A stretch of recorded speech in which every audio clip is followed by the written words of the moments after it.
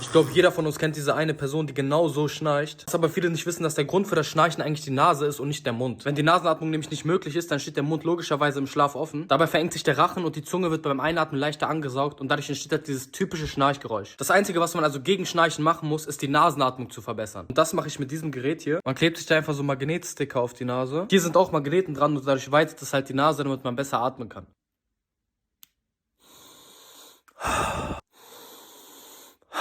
Zum Vergleich, so atme ich normalerweise. Dieses Ding hier hat original meine Beziehung gerettet. Also falls ihr das auch haben wollt, der Link dazu ist auf meinem Profil.